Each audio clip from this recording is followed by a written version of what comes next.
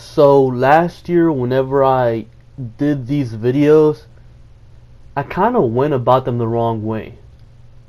I kind of compared, say, like Texans offensive line to the Colts offensive line, and to me, looking at it now, it doesn't really make sense. So what we're gonna do this time instead, we're gonna look at the matchups. So for example, to start it off, the Colts rushing attack versus the Texans rushing defense. Now in this matchup, it obviously starts up front. The Colts had one of the worst offensive lines last year, but they went out and got the best guard in the draft, Quentin Nelson, who I think is going to be absolutely amazing for them. They got Braden Smith, which is another guy I was high on. Not sure if Braden Smith starts because they do have Jack Muhort, who is also pretty good, but is just injury prone. And they also have Ryan Kelly as their center. So their interior offensive line is really, really solid. Or I'd even say it's good. And maybe in a few years, it'll be elite. But when you look at the tackle spots, they have no right tackle.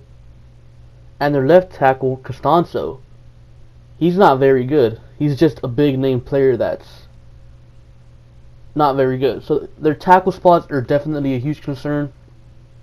Their interior offensive line should be solid, or will be solid. Now, their running backs.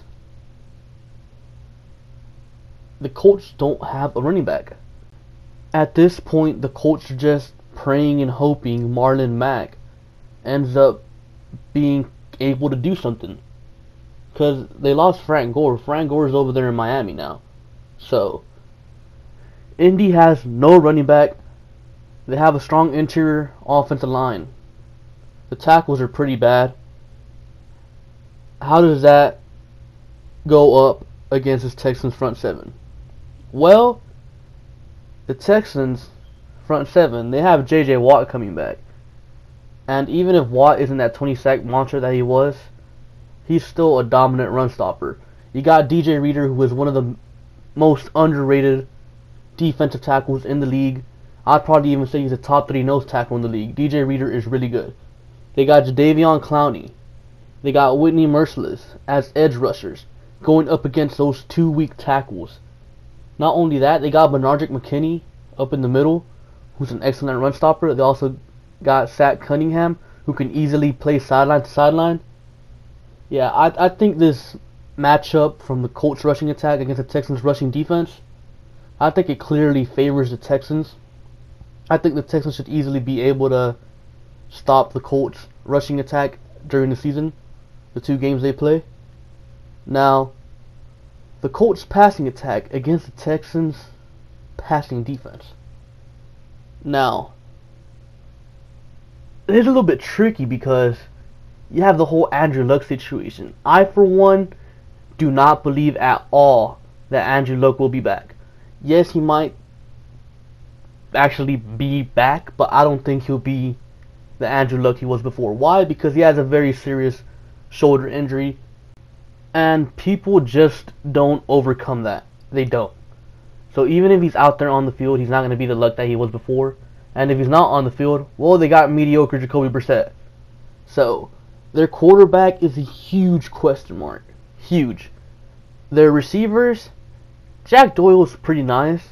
Eric Ebron was a player I was really, really high on, but he hasn't done anything. He's pretty much a bad player, you could say. They got T.Y. Hilton, and that's it. So it's pretty much Jack Doyle and T.Y. Hilton with terrible tackles blocking for them and a good interior offensive line. How does that stack up against the Texans? Okay, so the Texans pass rush, which will consist of Clowney, Merciless, Watt, Duke Ejiofor, Brendan Scarlett in some occasions, Benardrick McKinney when they blitz him, Christian Covington. Despite the Colts' offensive line being improved, the Colts stand no chance of stopping the Texans' pass rushing attack. Now, as far as their weapons versus our secondary, T.Y. Hilton usually explodes against this Texans secondary. And we did add Aaron Colvin. But if it's just straight up corners versus their weapons, I'm sure Colvin and Kevin Johnson will get the job done because they're going up against mediocre players, terrible players.